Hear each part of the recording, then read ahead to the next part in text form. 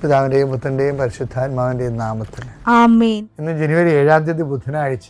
അമ്മേ പരിശുദ്ധ അമ്മേ, അമ്മേ പരിശുദ്ധ ദൈവമാതാവേ, കൃപാസനത്തിലൂടെ ഞങ്ങളുടെ ദേശത്തിനും അമ്മ മധ്യസ്ഥം തേടി തന്ന എല്ലാ അനുഗ്രഹങ്ങൾക്കും കൃപകൾക്കും ഞങ്ങളിപ്പോൾ ഹൃദയം നിറഞ്ഞ നന്ദി പറയുന്നു. അമ്മേ പരിശുദ്ധമ്മേ ദൈവമാതാവേ, 2004 ഡിസംബർ 7 ഉച്ചകഴിഞ്ഞ് 2:30 കൃപാസനത്തിൽ സംഭവിച്ച അമ്മയുടെ പ്രത്യക്ഷപ്പെടലിനെ കുറിച്ച് തിരുസഭയ്ക്ക് സമർപ്പിച്ചിരിക്കുന്ന പഠനരേഖകളുടെ മേൽ സഭാത്മകമായ പഠനം ആരംഭിക്കുവാൻ ഞങ്ങൾ പ്രാർത്ഥിക്കുന്നു. അമ്മേ പരിശുദ്ധമേ, ഭൂസ്വർലോകങ്ങളുടെ രാജ്ഞിയായ അങ്ങേയ്ക്ക് ഭൗമസംരക്ഷണത്തിനായി പ്രപഞ്ചപ്രകൃതിയെ തന്നെ തിരുസഭ പ്രതിഷ്ഠിക്കുവാൻ ഈ പ്രത്യക്ഷീകരണം വഴി ഇടയാക്കണമേ. പരിശുദ്ധമേ, ജപമാല മാതാവേ, സകല കൃപാസനം പ്രാർത്ഥനയോടും ചേർത്ത് ഞങ്ങളിപ്പോൾ പ്രാർത്ഥിക്കുന്ന ഈ കുടുംബത്തിന്റെ പ്രത്യേക നിയോഗം പറ മക്കളെ.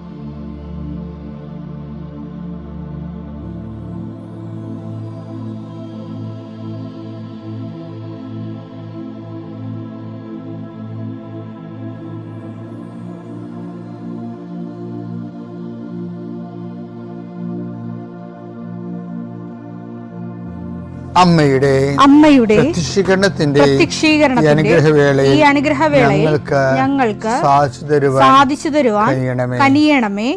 ആമേൻ. വിശ്വാസ പ്രമാണം. സർവശക്തനായ പിതാവും ആകാശത്തിന്റെയും ഭൂമിയുടെയും സൃഷ്ടാവുമായ ദൈവത്തിൽ ഞാൻ വിശ്വസിക്കുന്നു.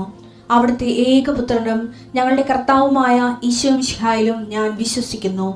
ഈ പുത്രൻ പരിശുദ്ധാത്മാവിനാൽ ഗർഭസ്ഥനായി കന്യകാമറിയത്തിൽ നിന്ന് പിറന്ന് പൊന്തിയോസ് പീലാത്തോസിന്റെ കാലത്ത് പീഡകൾ സഹിച്ച് കുരിശിൽ തറയ്ക്കപ്പെട്ട് മരിച്ച് അടക്കപ്പെട്ട് പാതാളങ്ങളിൽ ഇറങ്ങി മരിച്ചവരുടെ ഇടയിൽ നിന്ന് 3-ാം നാൾ ഉയർത്ത് സ്വർഗത്തിലേക്ക് എഴുന്നള്ളി സർവശക്തിയുള്ള പിതാവായ ദൈവത്തിന്റെ വലതുഭാഗത്തിരിക്കുന്നു.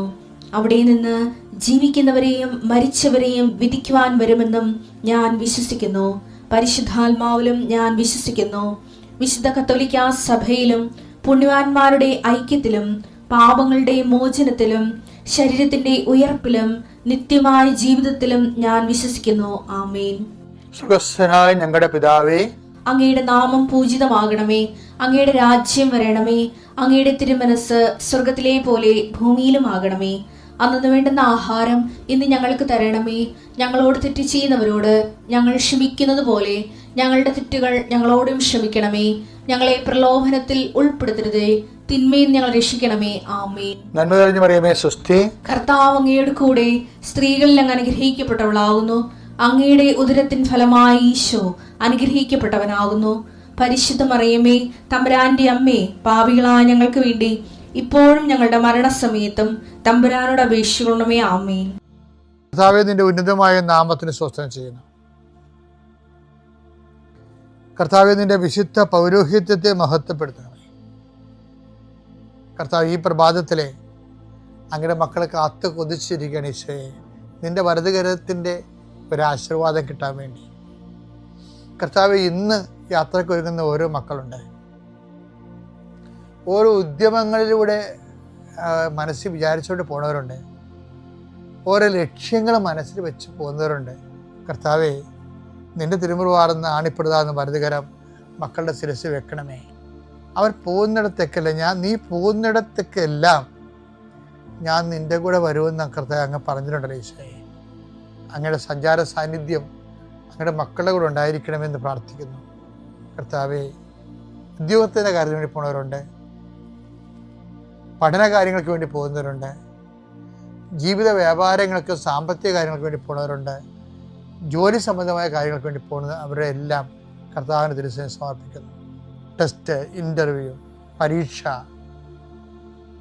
അതുപോലെ ഏജൻസി, ക്രയവിക്രയങ്ങൾ, ജീവിതമാർഗങ്ങൾ, വിദൂര യാത്രകൾ,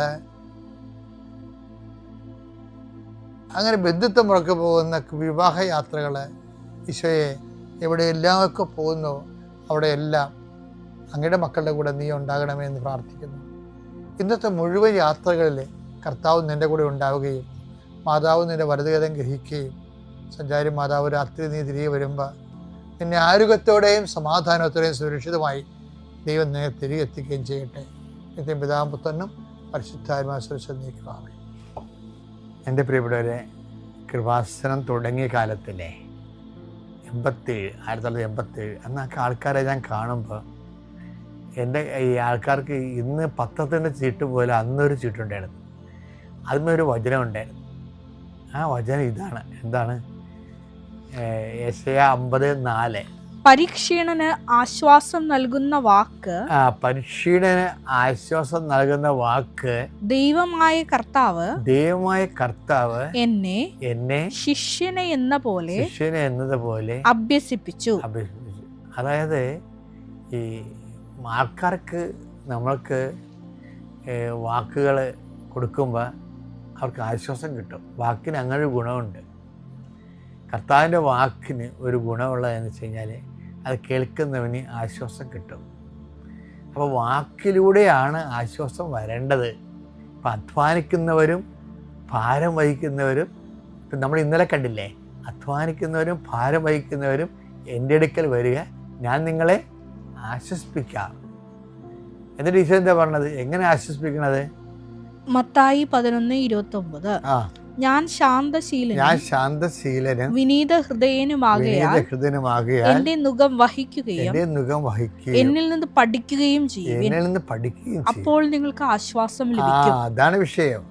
അല്ല, ആശ്വാസം ഇങ്ങനെ അരക്കല് തൂക്കി തരികയല്ല, അല്ലെങ്കിൽ ഒരു ഗ്ലാസ് ഒഴിച്ചു തരികയല്ല കുടിക്കാൻ വേണ്ടി. എന്നിൽ നിന്ന് പഠിക്കുവേൻ. കർത്താവ് വചനത്തെ മാംസമായ ആളാണ്.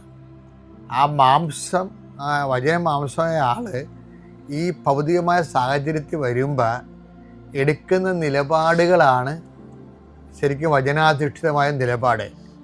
അതാണ് നമുക്ക് ആശ്വാസം തരേണ്ടതെന്നാണ് പറഞ്ഞത്. ആ വചനാധിഷ്ഠിതമായ നിലപാട്, നിങ്ങൾ എന്നിൽ നിന്ന് പഠിക്കുവേൻ, അപ്പോൾ നിങ്ങൾക്ക് ആശ്വാസം ലഭിക്കുമെന്ന് പറയണം. അപ്പോൾ കർത്താവിൽ നിന്ന് പഠിക്കണതിൻ്റെ ഒന്നാമത്തെ കാര്യം എന്താണ്?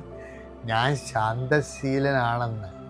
ഇപ്പം വ്യഗ്രത, ഇപ്പം ഈശോയുടെ വാക്ക് പറഞ്ഞില്ലേ, ശാന്തശീലർ അനുഗ്രഹരാകുന്നു, അവർ ഭൂമി കൈവശമാക്കും. മത്തായി 5:5. ശാന്തശീലർ ഭാഗ്യവാന്മാർ.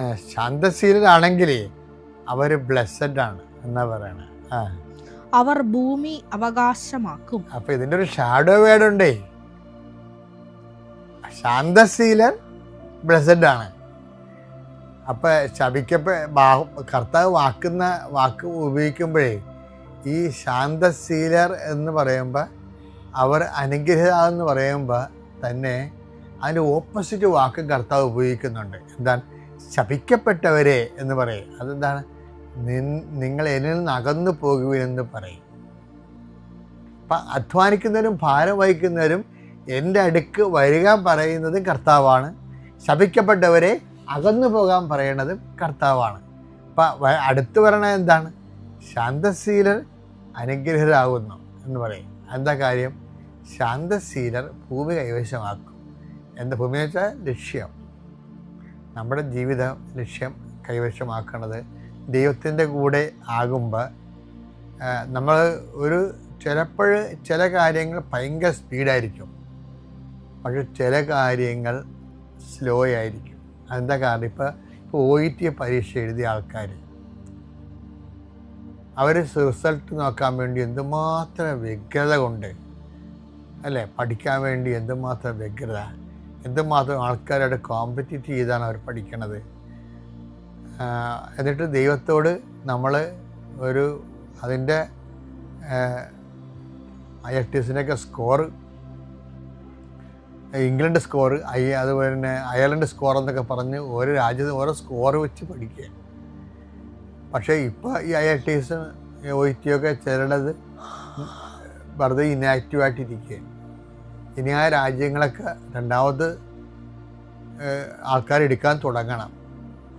അപ്പം ദൈവത്തിന് ഇത് അറിയാവുന്ന കാരണം ദൈവം ഒരു 3 മാസം മുമ്പ് തന്നെ ILTS ഈ രാജ്യത്തിൻ്റെ വാതിലിനെ അടക്കാൻ പോകുന്ന ദൈവത്തിന് അറിയാവില്ല. അപ്പം ദൈവം ചിലപ്പോൾ അത് തരത്തില്ല നമുക്ക്. അപ്പം ആ ഒരു സ്ലോ ഡൗൺ ഉണ്ടാകും. അപ്പം നമ്മളെന്ത് ചെയ്യണം? തന്നില്ലെന്ന് പറഞ്ഞ് വ്യഗ്രചിത്തരായി ദൈവത്തിനെ കുറ്റം പറഞ്ഞ് ചിലപ്പോൾ അതുപോലെ തന്നെ നമ്മൾ പ്രാർത്ഥനയും കുറച്ച് ഈ ഒരു ഇഡിയറ്റായിട്ട് നമ്മൾ ദൈവദൃശ്യനെ പെരുമാറും. അതാണ് ഈശോ പറഞ്ഞത്, ശാന്തശീലർ അനുഗ്രഹരാകുന്നു. അപ്പം ദൈവികമായ പദ്ധതി നോക്കിപ്പാർത്തിരിക്കാനും ആവശ്യമില്ലാത്ത വ്യഗ്രത ഒന്നിനതും കാണിക്കാതിരിക്കാനും എന്നിൽ നിന്ന് അത് പഠിക്കേണ്ട വിഷയമാണെന്ന് ഈശോ പറയണത്. പഠിക്കണം എന്ന് പറയുമ്പോൾ അത് ഒരു പ്രോസസ്സാണത്, പ്രക്രിയയാണ്. അപ്പം അതിൻ്റെ അകത്തൊരു കുറച്ച് കാര്യങ്ങൾ മനസ്സിലാക്കിയിട്ട് ഏറ്റവും നല്ലത് അമ്മയായിരുന്നു. അമ്മ എല്ലാം ഹൃദയത്തിൽ സംഗ്രഹിക്കുമായിരുന്നു. 33 കൊല്ലം കഴിഞ്ഞിട്ടല്ലേ, അല്ല 30 കൊല്ലം കഴിഞ്ഞിട്ടല്ലേ ഈശോയിലെ ദൈവികമായ പദ്ധതി പ്രകടിപ്പിക്കപ്പെട്ടത്. ആ 30 കൊല്ലം എന്ന് പറയണത് അമ്മയുടെ ശാന്തശീലത ആണ്. ആ ശാന്തശീലതയാണ് ഹൃദയത്തിൽ സംഗ്രഹിച്ച് എല്ലാ പ്രതികൂലങ്ങളെയും ദൈവത്തിൻ്റെ വചനത്തിൽ വിശ്വസിച്ച് അമ്മ കാത്തിരുന്ന് 30ാമത്തെ വയസ്സിലാണ് യേശു സ്വയം പ്രകാശിതനാകണത്. അതും അങ്ങനെ കാത്തിരുന്നത് കൊണ്ടാണ് അമ്മയോട് പറഞ്ഞത്, നീ 30 കൊല്ലം കാത്തിരുന്നില്ലേ നിൻ്റെ ഈശോയുടെ ദൈവികമായ ദൗത്യം കാണാൻ, അതുകൊണ്ട് താക്കോല് നിൻ്റെ കയ്യിരിക്കട്ടെ, നീ തന്നെ അവൻ്റെ ദൈവപ്രകാശം മനുഷ്യനെ വെളിപ്പെടുത്തി കൊടുക്കൂ എന്നും പറഞ്ഞ് കാനായിലെ കല്യാണത്തിൽ കർത്താവിൻ്റെ ദൈവപ്രകാശം മഹത്വത്തെ തെളിയിക്കാൻ മറിയത്തിന് മഹത്വത്തിൻ്റെ താക്കോലാകുന്നത് അങ്ങനെയാണ്. ശാന്തശീലർ മറിയത്തെപ്പോലെ അനുഗ്രഹരാകുന്നു, അവർ ഭൂമി കൈവശമാക്കും.